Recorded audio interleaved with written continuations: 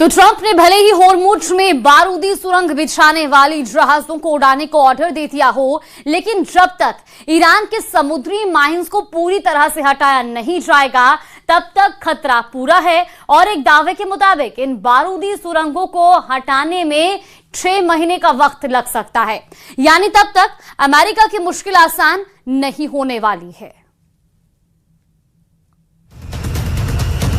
ये ईरान का रिलीज किया गया वीडियो है। हॉर्मुज स्ट्रेट में दुश्मन के जहाज पर हमला है। ईरान के नकाबपोश लड़ाके तेल के जहाज पर धावा बोलकर उसे कब्जे में ले रहे हैं और ट्रंप को ये बता रहे हैं कि वॉर जोन में ईरान सुपर पावर है। ईरान ही नहीं, पेंटागन ने भी ये मान लिया कि हॉर्मुज में ईरान को हरा पाना बहुत मुश्किल है, क्योंकि ईरान की बिछाई बारूदी सुरंगों को जब तक हटाया नहीं जाता हॉर्मुज में वो घुस भी नहीं पाएंगे। ऐसा किया तो भस्म हो जाएंगे।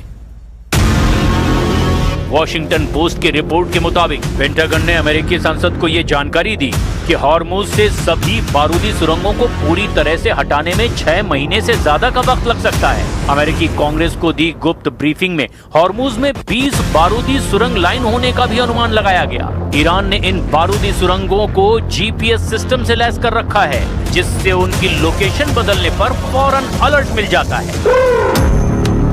लेकिन पेंटागन ने वॉशिंगटन पोस्ट की रिपोर्ट को नकारते हुए दावा किया कि वो एक झटके में हॉर्मुज को क्लियर कर सकते हैं। पेंटागन प्रवक्ता शॉन पार्नेल ने धमकी दी कि हॉर्मुज को 6 महीने बंद रखा गया तो ईरान तबाह हो जाएगा। इसका जवाब ईरान के राष्ट्रीय सुरक्षा और विदेश समिति के चीफ ने दिया है। इब्राहिम अजीजी ने कहा कि सीज फायर बढ़ाने की कोई मांग ईरान की तरफ से की ही नहीं गई। ट्रंप ने हार टालने के लिए समझौते को आगे बढ़ाया है।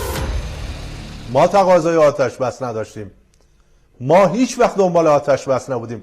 اتفاقا بسیاری از مردم ما در این ایام بعد از جنگ 40 روزه از آتش بس گلایه‌مند بودند. اعلام می‌کردند که ما این دشمن شکست خورده رو باید تعقیب کنیم. باید مورد برخورد جدی‌تر قرار بدیم. به هر شکل این آتش بس برقرار شد. به یک دلیل هم شاید این که ما به سری اصول اخلاقی جنگ हम میخوایم خودمون رو पायबंद کنیم। असल में युद्ध में ईरान को हुए नुकसान का जितना अनुमान अमेरिका इजराइल ने लगाया है, हकीकत उससे बिल्कुल अलग है।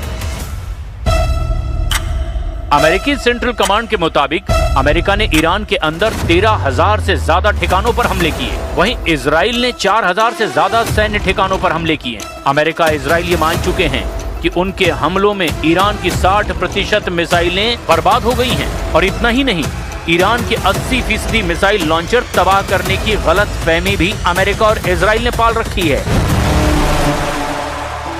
लेकिन अब इजराइल डिफेंस फोर्स ने दावा किया कि युद्ध में ईरान के मिसाइल प्रोग्राम को कुछ खास नुकसान नहीं पहुंचा है, क्योंकि ईरान के ज्यादातर हथियार गोदाम अंडरग्राउंड हैं, जहां रखी बैलिस्टिक मिसाइलों में ज्यादातर सुरक्षित हैं।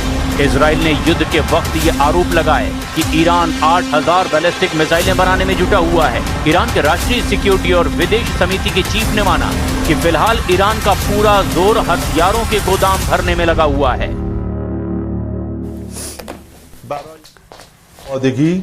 برای بازسازی به عبارت نیروهای مسلح ما فرصتی است برای خشاب گذاری. ما این فرصت رو قطعاً به بهترین شکل ممکن استفاده کردیم.